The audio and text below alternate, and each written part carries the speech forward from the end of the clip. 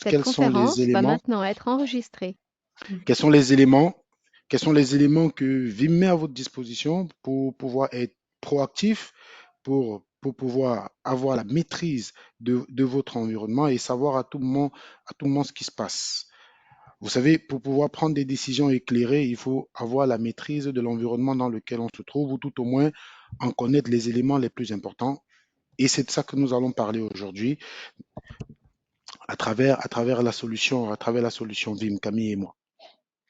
Nous nous sommes présentés et ce webinaire, il est important de le préciser, est le deuxième épisode d'une série de 4 amorcée il y a un mois.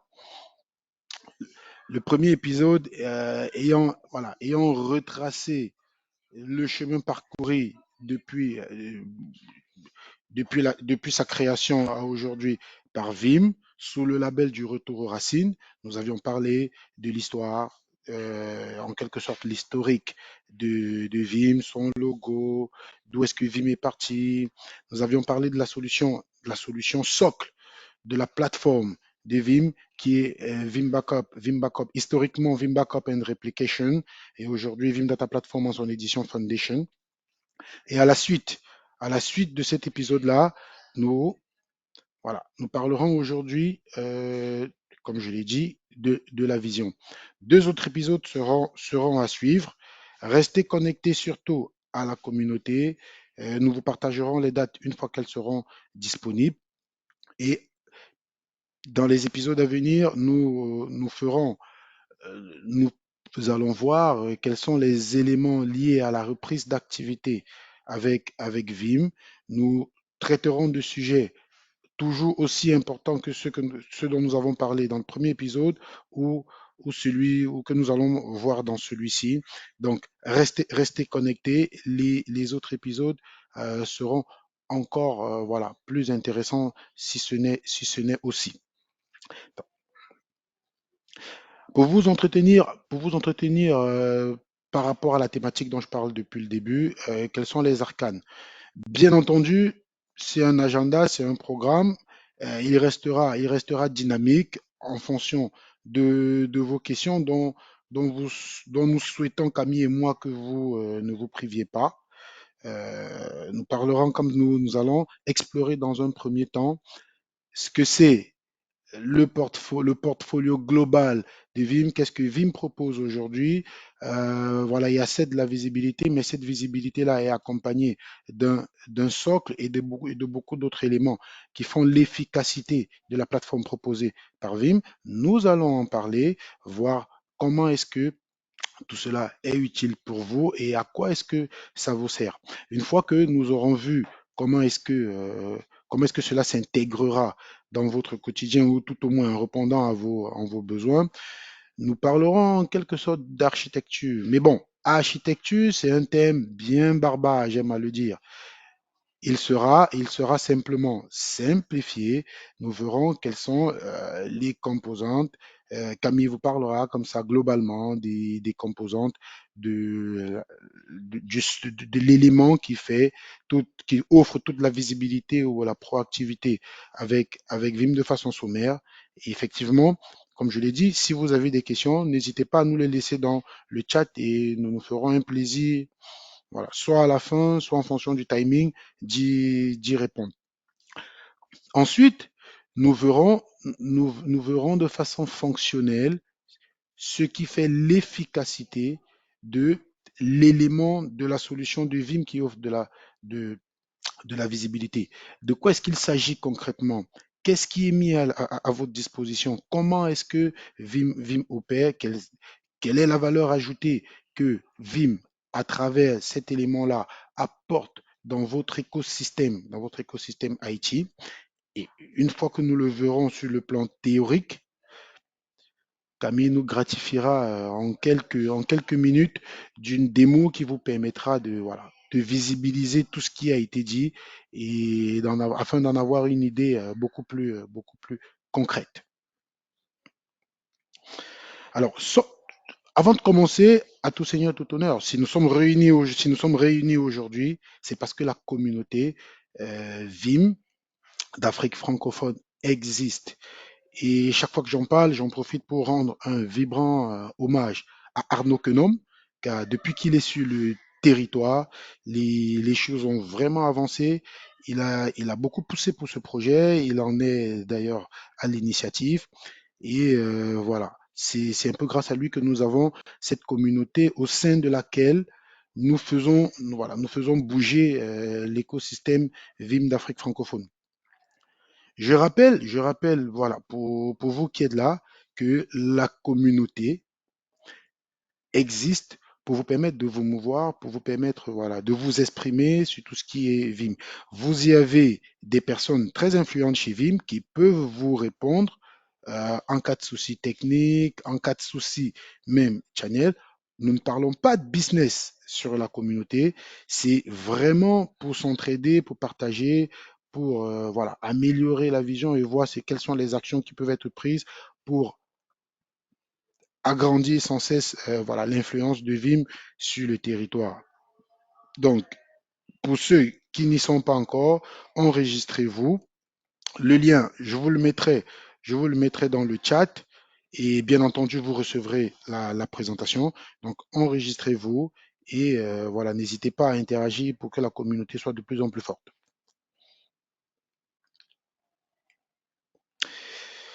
Nous parlons de visibilité, nous parlons de proactivité, mais avant toute chose, nous parlons de Vim.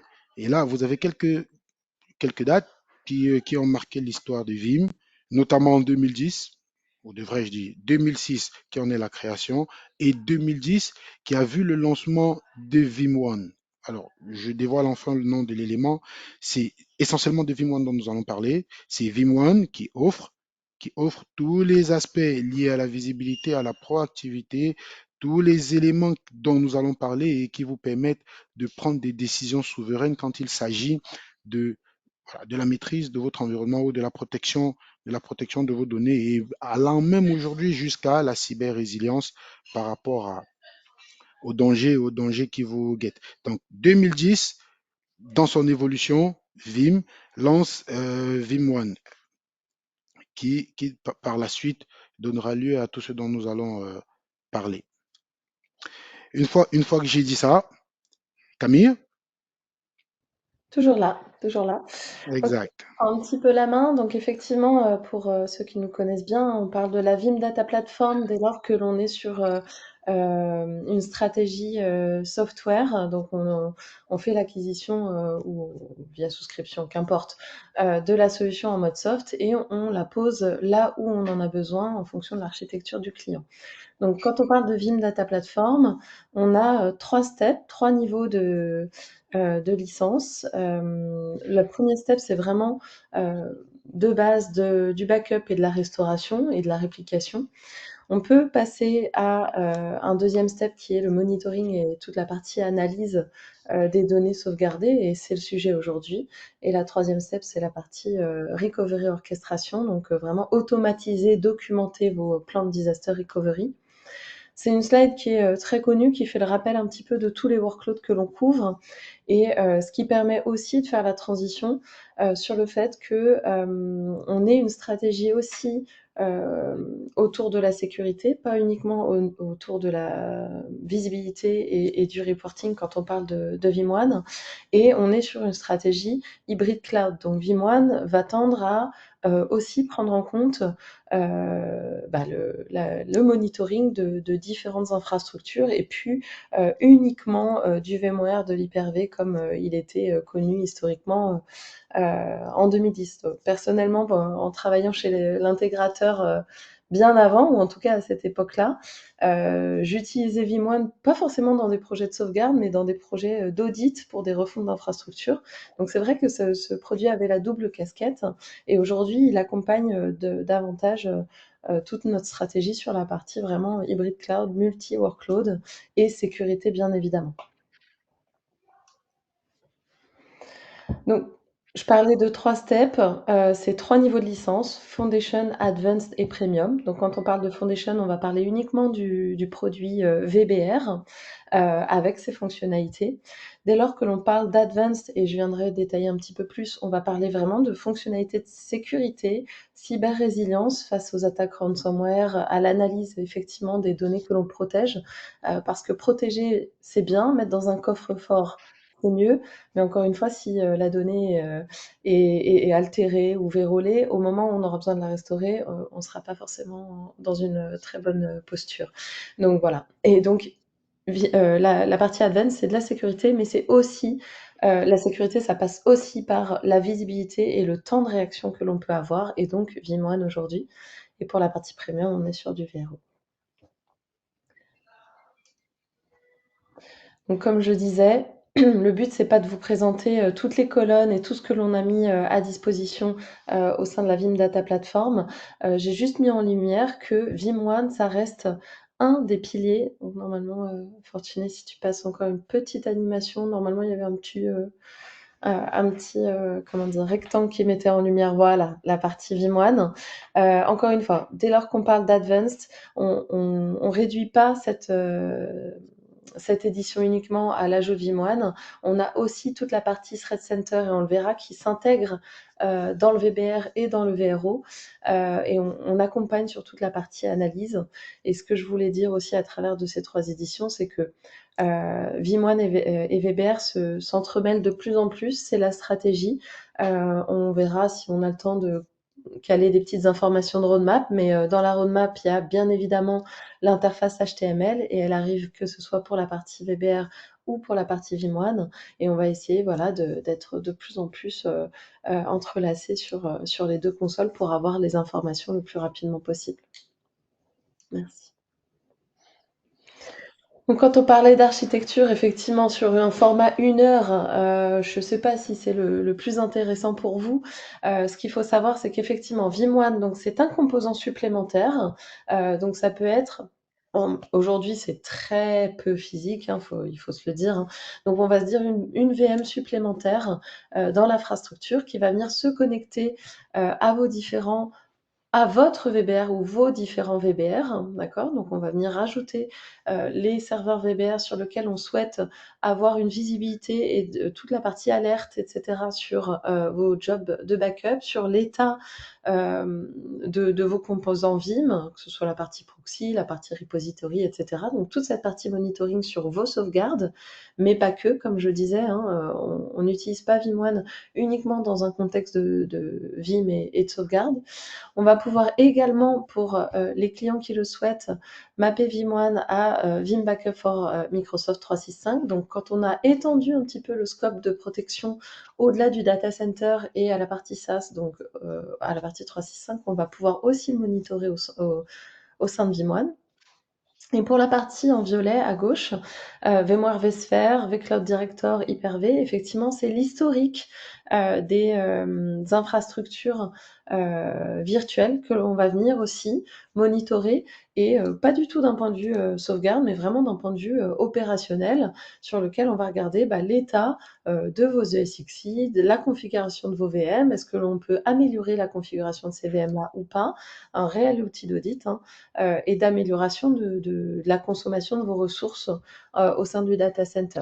Et on va pouvoir effectivement faire aussi du capacity planning sur ces environnements. Que se passe-t-il si 2 de mes ESXi sur les 10 sont en fin de maintenance et je les décommissionne? Ça permet aussi de projeter la consommation de l'ensemble de notre production sur un périmètre restreint de hardware, ou à l'inverse, avec la plateforme en l'état, si je devais rajouter toute une application métier qui serait composée de X VM, qu'est-ce que ça donnerait? Donc bien évidemment, Vim1, ça tourne aussi grâce à une base de données pour pouvoir collecter un petit peu toutes les informations, avoir toute la partie reporting, etc. Et cette base de données, elle peut être locale ou distincte en fonction de la taille de l'infrastructure. Et ce mode de déploiement-là, on va venir travailler avec vous sur toute cette phase d'archi en fonction de la taille du client qui est adressé, et de son infrastructure. Je viendrai, je pense que Fortuné en parlera sur toute la partie intelligence, diagnostic et business view. On va venir détailler toutes les features, donc je m'arrête là pour cette scène. Merci beaucoup, Camille. Donc effectivement, comme Camille l'a dit, nous allons parler des fonctionnalités. Donc, vu qu'il y aura une démo illustrative, voilà, en vue du timing, j'essaierai voilà, de rester plus ou moins mesuré pour tenir le temps. Mais bien entendu, n'hésitez pas. Si vous avez des questions, mettez-les dans le chat. En plus, voilà, en plus de la démo qui sera faite, voilà, nous prendrons le temps d'y répondre. Les fonctionnalités dont nous allons parler sont regroupées en quatre grandes, je dirais, catégories, fonctionnalités qui dites de visibilité, qui vous donnent voilà, un aperçu de ce que vous avez, de l'état des composants. Alors, pourquoi? Qu'est-ce qu'il faut en faire? Nous en parlerons. Bien entendu, si nous mettons en place toutes ces fonctionnalités-là, c'est dans le but de pouvoir se prémunir de ce qui peut arriver. Et pour pouvoir se prémunir de ce qui peut arriver, il faut des mécanismes pour pouvoir comprendre ce qui se passe et qu'est-ce que Vim met à notre disposition dans ce sens, c'est voilà, un certain nombre d'alertes dont nous allons voir les mécanismes de gestion. Et bien entendu, pour tout ça, il faut un rendu qui soit synoptique, qui soit agréable. Nous parlerons voilà, de ce qui est mis en termes de tableau de bord, de modèle de rapport. Et Kaby l'a évoqué, la cyber-résilience. J'aime à le dire, c'est un thème bien barbare, utilisé de manière dans toutes les tendances aujourd'hui, mais qui reste très important et voilà, dont nous allons parler et qui aujourd'hui est au cœur de la survie de toute entreprise. Alors, qu'est-ce qui est fait? Qu'est-ce qui est fait aujourd'hui dans le cadre de Vim avec Vim One pour contribuer à votre stratégie de cyber-résilience? Nous allons le voir et un peu plus en détail. Camille, dans la partie démo, il est prévu de parler un peu des fonctionnalités de cyber-résilience. Un petit peu, mais vas-y, comme ça permet de, voilà, de faire un petit peu, je pense, l'inventaire de ce que propose le produit. On y va rapidement. D'accord, Puis après, je montrerai l'interface pareil par la suite. exact, exact. OK. Donc, a priori, maîtriser son environnement commence par la maîtrise de soi-même. J'aime bien le citer, le philosophe Socrate qui disait, connais-toi toi-même et tu connaîtras l'univers. Donc, Vim commence par vous donner de la visibilité sur son environnement. D'accord? Comprendre comment les composants fonctionnent, quelles sont les métriques de performance, comment l'environnement évolue. Cela vous permet, bien entendu, de pouvoir prendre des décisions, savoir s'il y a des, des upgrades à faire, des modifications de configuration à prendre en compte. Donc, Vim vous offre un tableau de bord et un ensemble d'éléments qui vous permettent comme ça de contrôler tous les composants, sans exception, de la solution, de la solution. Alors, je le disais, c'est important de le faire. Quand on parle de protection de données, vous avez votre production qui contient des données qui doivent être sauvegardées, répliquées. Tout cela repose sur un ensemble d'éléments qui ont des incidences directes, soit sur l'opérationnalité de votre infrastructure, soit sur la partie financière. Et si vous n'avez pas la maîtrise et la visibilité sur l'environnement que vous avez mis en place, il va de soi que vous puissiez être surpris par des éléments que vous auriez pu anticiper et, et que vous puissiez faire face à des arrêts. Alors, il y a un bruit de fond. Si tout le monde peut se mettre en mute. Attends, Camille, tu peux m'aider à repérer le micro qui Ouais, est... petit malon, mais je peux pas. Voilà. Attends. Merci beaucoup. Ok, ok, ça marche, merci. Donc, je disais tantôt, garder la maîtrise de l'évolution de l'activité des composants pour pouvoir à tout moment assurer que voilà, la protection de vos données soit bien faite et surtout faite de manière efficace, sans interruption. Parce que ne l'oublions pas, le but principal, quand on met en place une infrastructure de protection de données, c'est s'assurer qu'en cas d'incident, on puisse redémarrer, que l'activité de l'entreprise soit maintenue. Donc, pour ce faire, il ne faudrait pas que la faille vienne en interne. C'est pourquoi il faut pouvoir garder la maîtrise sur l'évolution des composants et éviter que le problème vienne de l'intérieur. Naturellement, pour y arriver, Vim permet de prendre en compte, Vim1 permet de surveiller tous les éléments internes de la solution. J'ai parlé des composants, mais au-delà des composants principaux de l'architecture, vous avez tous les éléments interactifs. Vous protégez des données qui sont dans des environnements virtuels, notamment des machines virtuelles.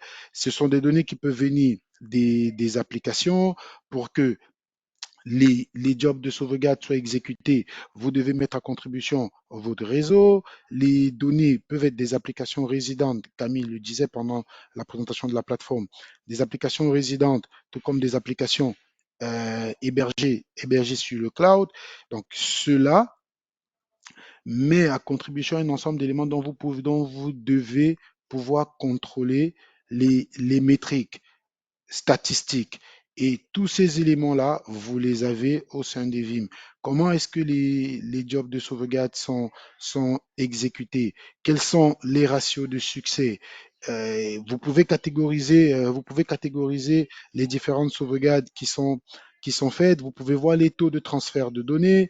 Et ces éléments-là, vous les avez. Et une fois que vous les avez, grâce à VIM1, ils vous permettent d'orienter des décisions et surtout d'éviter, de potentiellement éviter un certain nombre de problèmes.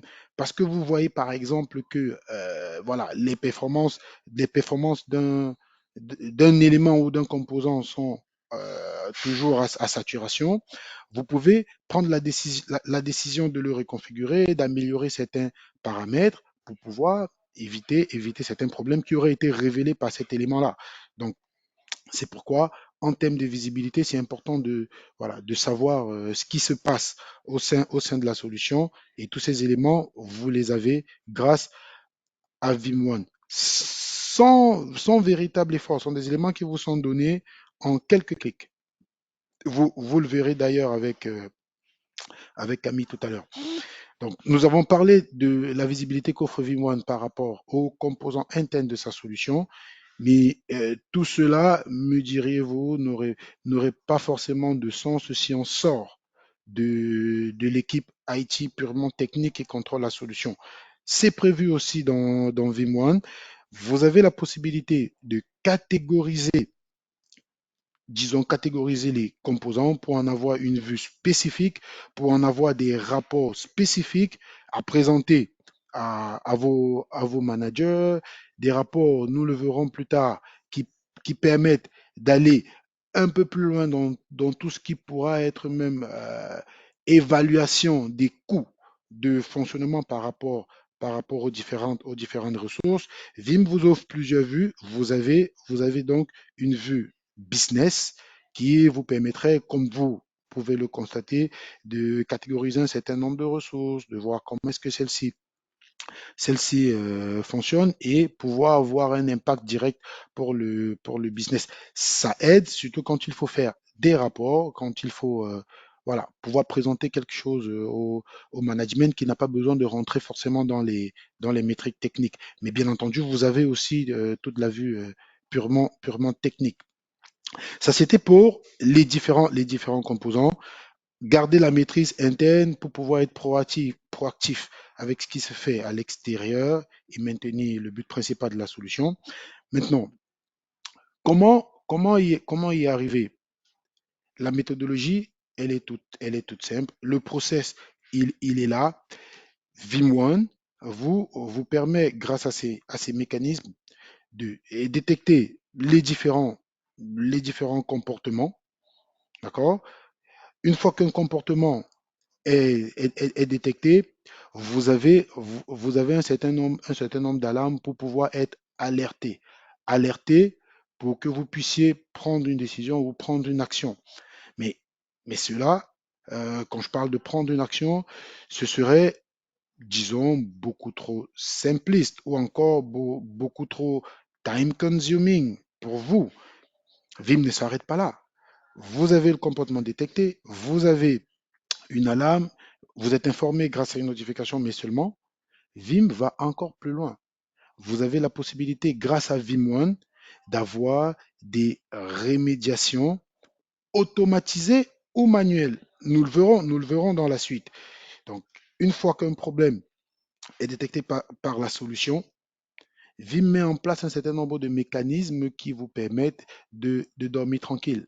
Vous pouvez programmer des actions ou les prendre manuellement afin que un problème voilà, soit résolu. Vous avez donc là toute la panoplie d'éléments ou d'actions qui sont mises en place dans le cycle dans la gestion du cycle de vie des alertes avec Vim1. Maintenant, un peu plus en détail de, de quoi est-ce qu'il s'agit. Je l'ai expliqué quand je vous présentais le process, vous le verrez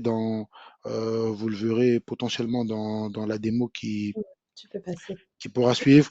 Donc, alors, j'en ai parlé. Ce sont des actions qui sont mises en place. Voilà, je vais pas vraiment m'éterniser dessus, mais à titre d'exemple, euh, comme- en quoi est-ce que ce type d'élément est très important? Vous savez, pour ceux qui ont peut-être utilisé du VMware par le passé, euh, bon, nous avons souvent été confrontés à des problèmes du type un snapshot qui reste longtemps sur l'environnement et pour des raisons qu'on ignore, on ne le détecte pas et tôt ou tard, ça crée des problèmes de type consolidation, bon, je ne vais pas vous embêter avec les termes barbares techniques, mais ça crée des problèmes. Aujourd'hui, avec une solution, avec Vim1, vous avez la possibilité, par exemple, de détecter qu'il y a un snapshot qui est resté sur votre environnement beaucoup trop longtemps et automatiquement, ce snapshot, il peut être supprimé pour éviter que vous soyez face à un certain type de problème. Donc, c'est par exemple le genre d'action que vous pouvez programmer. Je vous donne un exemple juste comme ça, mais il y en a vraiment plusieurs. Donc, c'est dire que cet aspect vous facilite vraiment, vraiment la vie. J'ai parlé du snapshot, mais ça peut être un job de sauvegarde qui est désactivé, qui peut être réactivé automatiquement ou manuellement. Donc, ce sont des éléments comme ça qui vous facilitent la vie. Donc, voilà, la proactivité, j'en ai parlé. Pour tout ce qui va être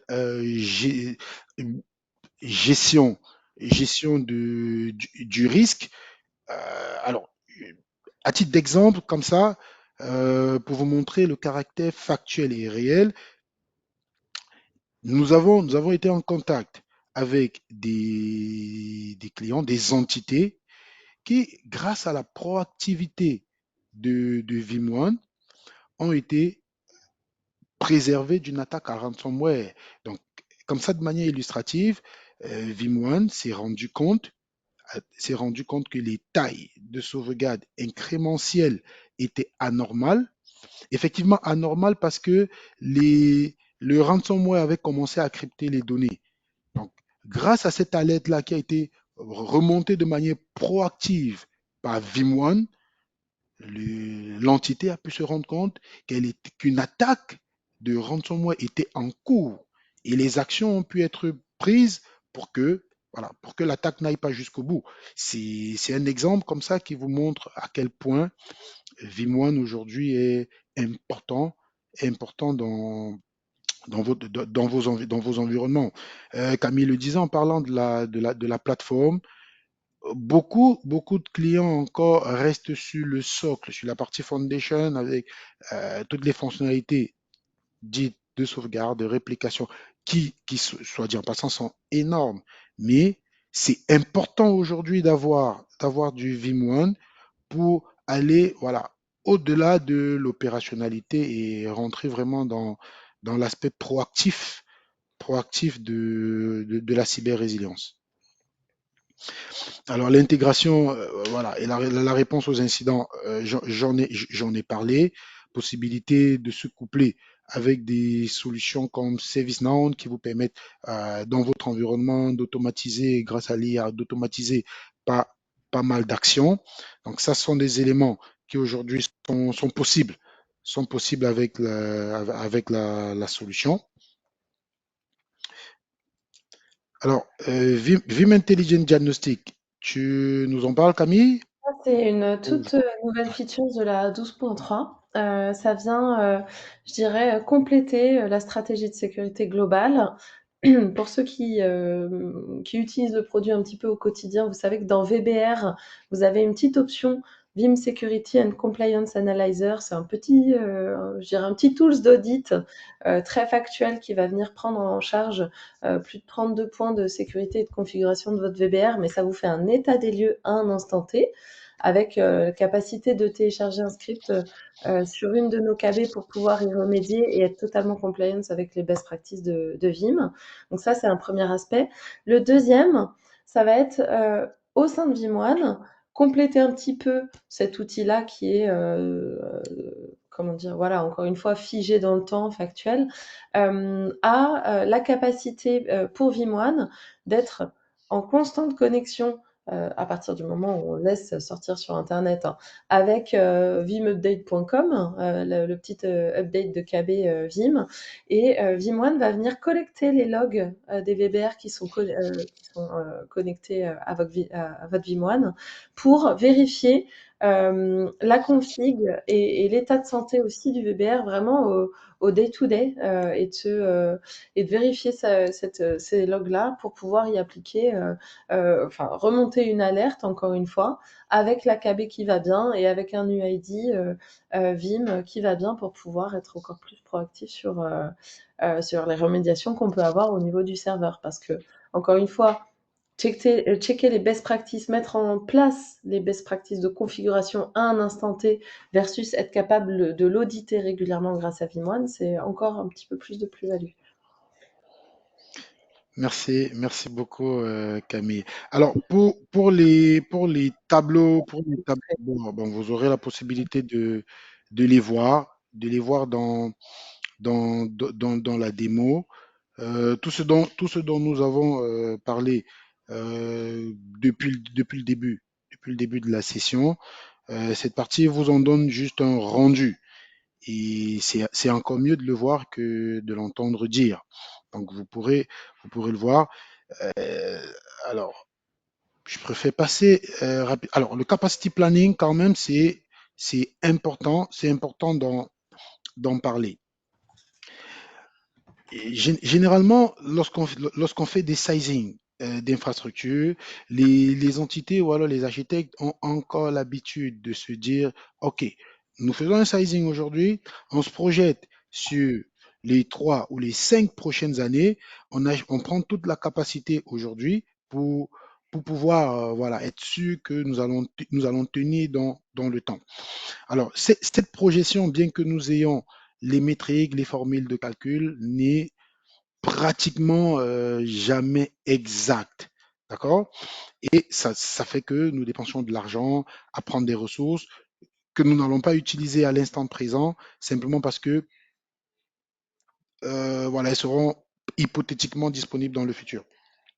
Avec la possibilité de faire du capacity planning dans Vim1, vous savez exactement ce qu'il vous faut, quand il vous le faut, en fonction de l'utilisation que vous avez de votre environnement. C'est-à-dire que Vim1 va étudier, va analyser le fonctionnement de votre infrastructure de protection de données, soit en termes de capacité de stockage, soit en termes d'utilisation de la bande passante, et est capable de vous dire aujourd'hui, vous êtes à tel pourcentage d'utilisation et vous faire des forecasts à telle date ou dans telle période, vous serez vous serez en manque de ressources. Ou alors, aujourd'hui, vous utilisez par exemple telle capacité, la capacité restante au rythme d'utilisation que vous avez vous permettra de tenir encore 90, 120, 120 jours, 300, un an, 2 ans.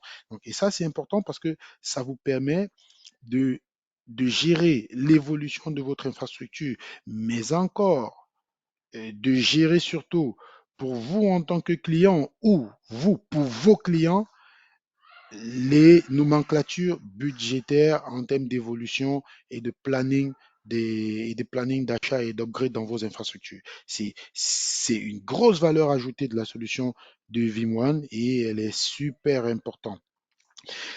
Nous avons parlé de cyber-résilience. Et déjà, la cyber-résilience, quel que c'est un mot qu'on entend beaucoup aujourd'hui, c'est une grosse tendance, mais ce qu'il faut savoir, c'est que désormais, cybersécurité et protection de données sont unifiés.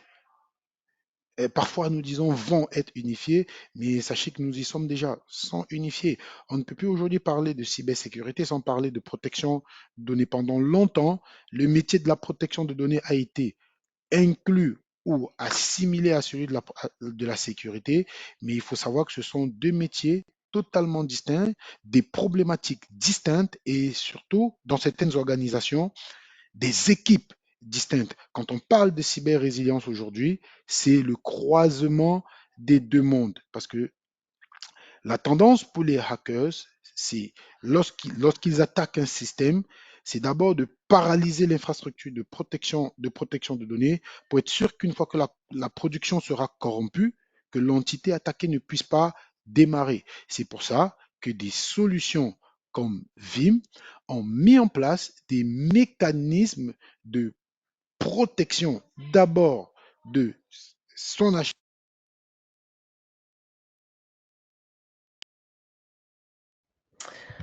Fortuné, je pense qu'il y a un souci de son. Je sais pas si c'est Vim1, que allô, ah ouais, il y a eu c'est une bon? coupure, j'ai l'impression. Ou peut-être que c'est que chez moi. Voilà. D'accord. C'était bon là, c'est revenu, Camille? Ouais. D'accord. Donc, je disais, j'ai pris tantôt l'exemple tout à l'heure d'une entité qui, qui, grâce à la proactivité de Vimont, s'est rendu compte qu'elle était victime d'une attaque à ransomware afin de l'éviter. Mais ce n'est pas ça. Vim, aujourd'hui, euh, met en place une sorte de centre de contrôle qui vous permet à tout moment d'identifier le niveau de risque qui vous permet de savoir si votre environnement est sécurisé ou pas, qui vous permet d'avoir de la visibilité sur l'état, bon, encore un terme barbare que je vais utiliser, mais nous pourrons en parler, le statut de vos RPO, est-ce que vous êtes capable aujourd'hui de faire face à une attaque, vous avez des SLA qui sont définis. Est-ce qu'en l'état actuel, la stratégie, les politiques mises en place vous permettent de répondre aux SLA qui ont été définis par les, par les métiers, par les métiers. Donc, comme ça, à partir de ce centre de contrôle, vous avez une vue synoptique de ces éléments-là et cela pourrait vous permettre de prendre des décisions vraiment, vraiment rapides. En plus, vous avez une fonctionnalité, vous avez dans la plateforme Vim aujourd'hui la possibilité de détecter des ransomware. Et une fois qu'ils sont détectés, vous en avez le rendu au niveau de VMware. de Vim One, autant pour moi. En thème de statut, ça sont des éléments visuels que vous aurez, que vous aurez l'occasion de voir. Sachez qu'ils existent. Je ne vais pas trop m'attarder dans les explications pour que nous puissions voilà, passer à la démo qui, elle, sera beaucoup plus édifiante dans ce sens. Mais comme je disais, sur le socle de la plateforme, de la Vim Data Platform, vous avez des fonctionnalités de malware detection et au sein de Vim One, vous avez justement des rapports, une vue qui vous permet de savoir qu'est-ce qui se passe, les analyses qui ont été faites, par exemple, les états de vos différents points de restauration. Est-ce qu'il y en a qui sont infectés? Est-ce que les points de restauration sont sains? Ces rapports-là, vous les avez directement dans Vim1 avec voilà, des éléments parlants. Ça, c'était pour les fonctionnalités relatives à toute la partie cyber-résilience. Il y en a beaucoup plus. Il y en a beaucoup plus. Sachez qu'ici, nous nous sommes appesantis sur la vue et le rapport que vous pouvez en avoir. Mais pour ceux qui sont intéressés, sachez que une liste exhaustive de fonctionnalités liées au mécanisme de cyber-résilience que Vim qui fait d'ailleurs, qui baptise d'ailleurs la transition de Vim de la protection de données à ce qu'ils appellent la radicale résilience, est disponible sur le portail ou sur le Help Center. Pour ceux qui en ont besoin, laissez-nous des messages dans le chat. Et à l'occasion, vous pourrez d'ailleurs avoir une communication ou un article sur la communauté pour en parler. Des nouveautés avec la nouvelle version de Vim. Globalement, comme ça, pour respecter le timing, disons que Vim intègre aujourd'hui dans sa solution l'intelligence artificielle qui vous permet, par simple requête, dans un langage, disons, commun, humain, d'avoir des résultats probants. À titre d'exemple, vous pouvez aujourd'hui, dans Vim1, demander simplement je souhaite savoir, avoir un inventaire de toutes les politiques de sauvegarde euh, avec un RPO de 2 heures ou de 3 heures. Et là, vous avez un rapport. Et même, sans vouloir faire de teasing, dans les versions qui arrivent, cela va encore beaucoup, beaucoup plus loin. Des rapports qu'il vous fallait du temps pour consolider, voilà, parce que venant de plusieurs dashboards, aujourd'hui, vous avez la capacité juste, avec une question bien formulée, voilà, d'avoir un rapport en bonne et due forme qui vous permettrait voilà, de gérer vos réunions ou vos meetings avec votre top management.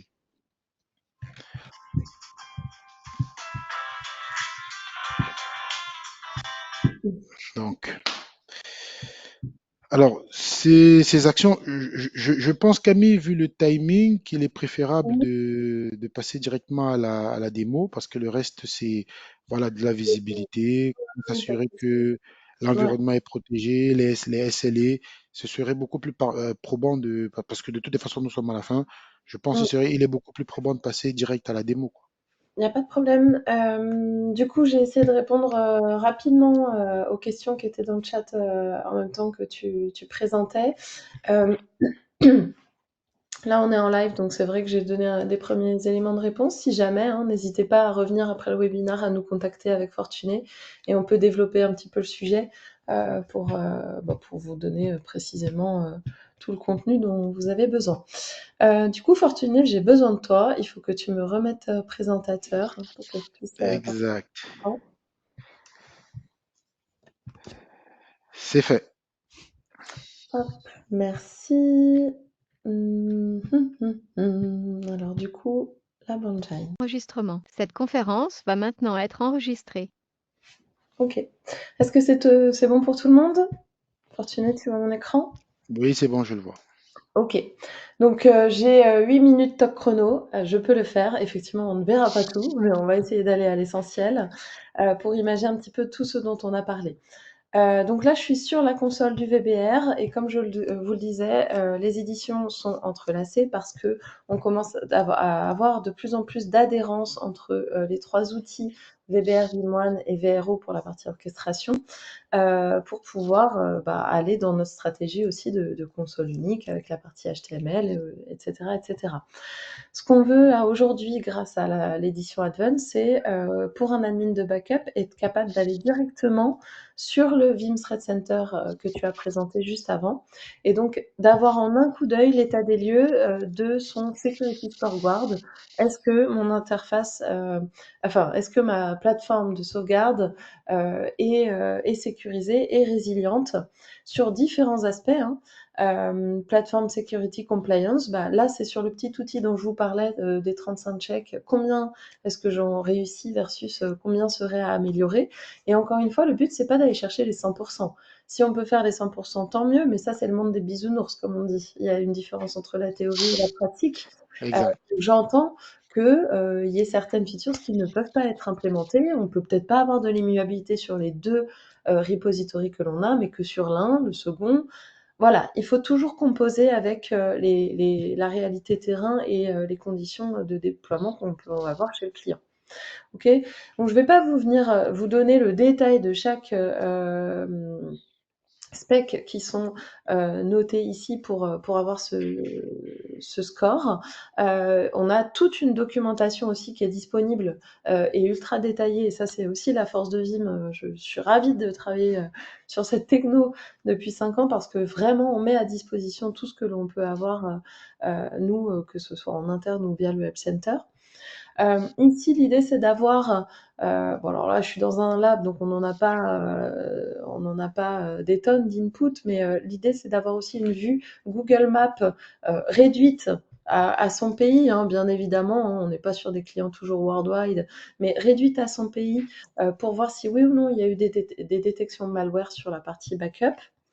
Encore une fois, quand on parle sécurité, on est très orienté RPO et SLA.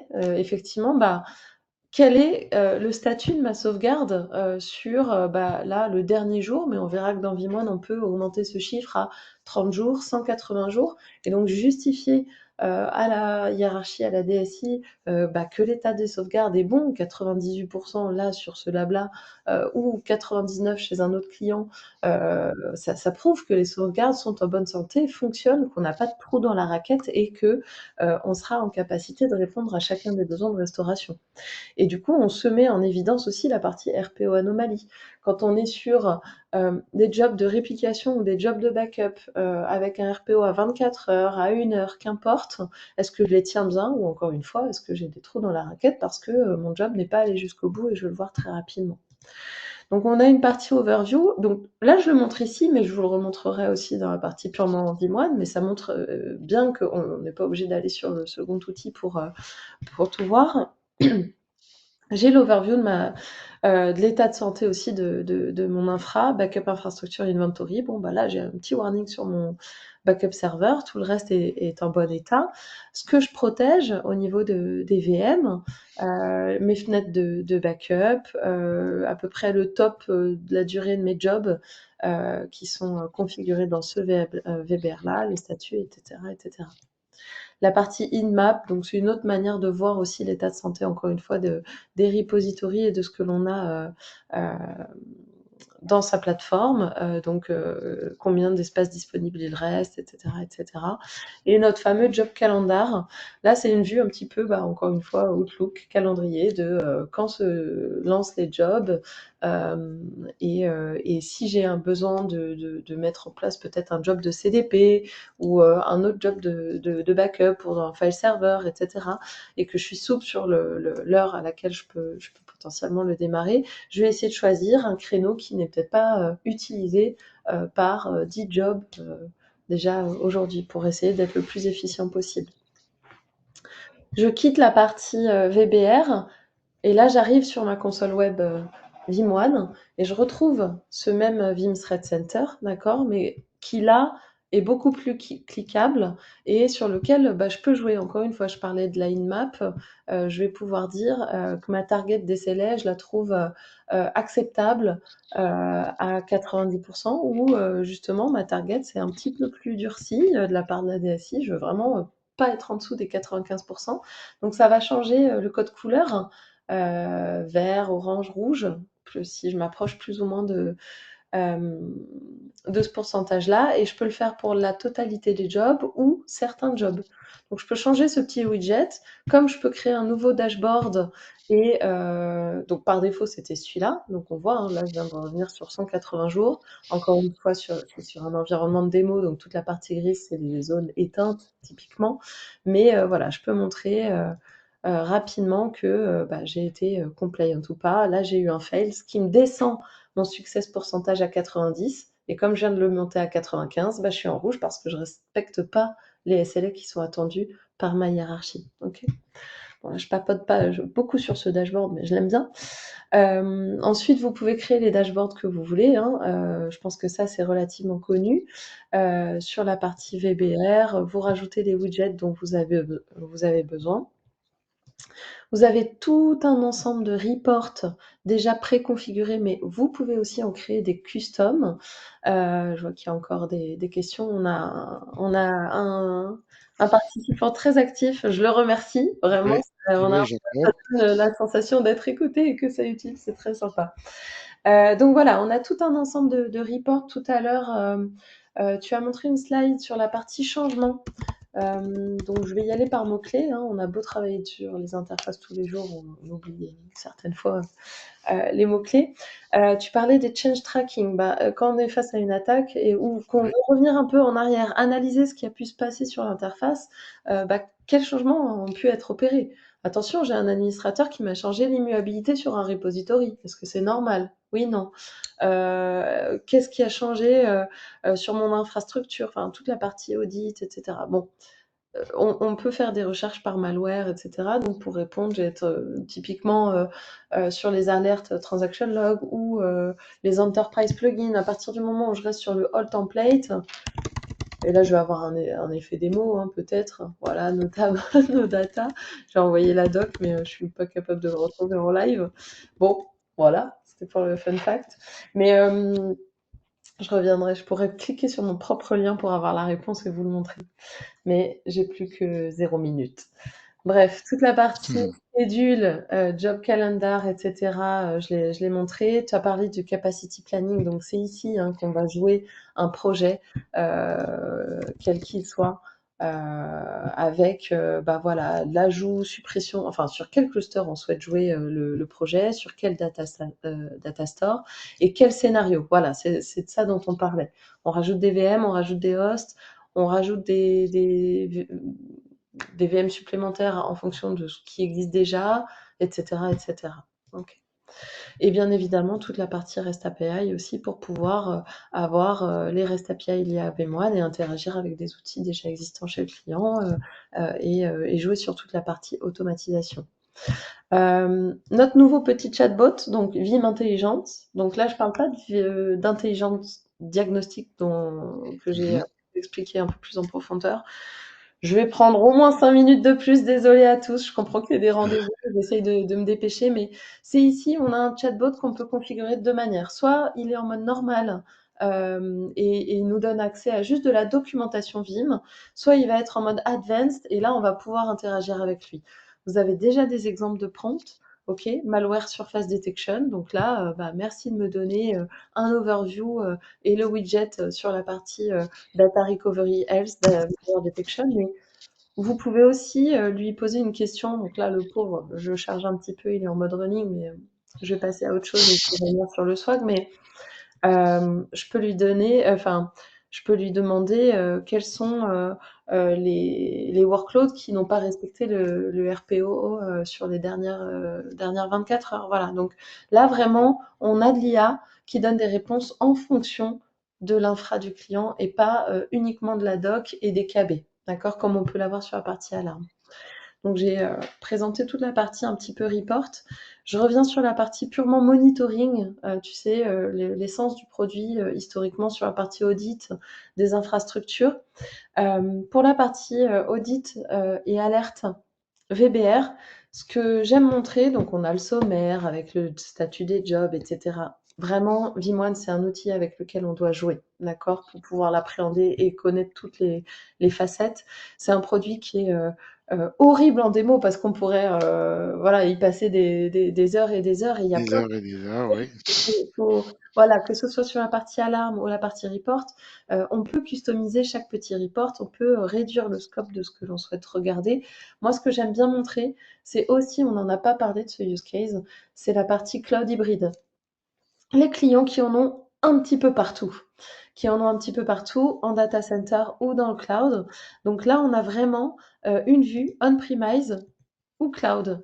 Et on va, bien évidemment pas sur ce lab, mais on va voir le statut des jobs, que ce soit, on peut mettre des filtres, hein, que ce soit pour l'hyperviseur que l'on a on-premise, d'accord, VMware, Hyper-V, HD, Proxmox, OVIRT. On peut classifier ce que l'on souhaite voir, mais on va aussi avoir cette vue sur tout ce qui va être protégé grâce à Vim Backup for Azure, Vim Backup for AWS, Vim Backup for GCP. Et que ça soit de l'AVM, de l'agent aussi, sur les dernières releases, la partie file, object storage et file, parce qu'on protège l'object storage et la partie file, et pareil sur la partie Azure File Share ou AWS File, je ne sais plus comment ça s'appelle. Et pareil pour la partie database, le job avec l'intégration Oracle, PostgreSQL, MongoDB, etc. On peut le voir sur la partie on-prem, comme on peut venir auditer toute la partie PaaS, SQL dans Azure, Cosmos DB, etc. Ce qu'on peut retrouver sur les 3 grands hyperscalers que l'on supporte. OK. L'intégration 365, visibilité sur vos infras, les hyperviseurs, la manière dont est configuré les ressources, les VM, est-ce que l'on a des alarmes, toute la partie performance, etc., etc. Les fameuses business views dont tu as parlé, ce qui permet de rejoindre une question qui a été posée dans les business views. Il y en a par défaut. On peut classer les VM par data store, on peut classer les VM par SLA, on peut classer les VM par métier. Et donc tag VMware aussi, on peut reprendre cette terminologie. Et enfin, Mhm. les fameuses alarmes dont tu parlais. Tu as parlé de la partie malware detection un petit peu, toute la partie alarme que l'on peut avoir autour des alertes. Là, je viens de dire alarme autour des alertes, pas du tout. Alarme de malware. Et voilà, et donc chaque alarme arrive avec la cause, comment on peut le résoudre et l'AKB potentiellement qui va avec. Intégration Castel, je réponds tout de suite à une question qui est dans le chat. Pardon, et après je te laisse conclure, Fortuné. Faut pas me laisser la Oui, vas-y. Ah non, non, vas-y, vas-y. C'est intéressant et ça fait du bien à la communauté. Ouais, ouais, ouais, ouais. Intégration custom, on l'a dans la partie VBR avec visibilité des jobs, etc. Et redirection grâce au plugin directement dans la console Casten. Sur la partie Vimoine, c'est quelque chose qui devrait arriver, mais qui n'est pas encore trop présente. Ou en tout cas que j'ai pas trop challengé d'ailleurs moi-même. Mais dans Vimoine pur, pas forcément encore aujourd'hui. Tout est déjà disponible dans l'interface Casten en tant que telle sur la partie alarme, report et on voit intégration porte potentiellement syslog et compagnie. Voilà pour moi. Ça y est, 5 minutes de rab. Parfait. Merci beaucoup, Camille. Alors, nous sommes rendus à la fin de notre session. Alors, j'espère, et cela se perçoit à travers l'interaction dans le chat que la session a été très intéressante. Et voilà, tout ce que nous vous souhaitons, c'est d'avoir apprécié ce qui a été dit. Merci à toi, Camille, d'avoir honoré l'invitation et de nous avoir fait grâce de Mhm. tes belles explications et de cette magnifique démo. Toutes T'inquiète. les, au nom de toute la communauté Africa French Speaking, je te dis une nouvelle fois merci Et nous espérons qu'il y aura d'autres belles surprises comme celle-ci et Ouais, pas de pour les prochains souci. épisodes. Voilà. Merci beaucoup. Ok, merci.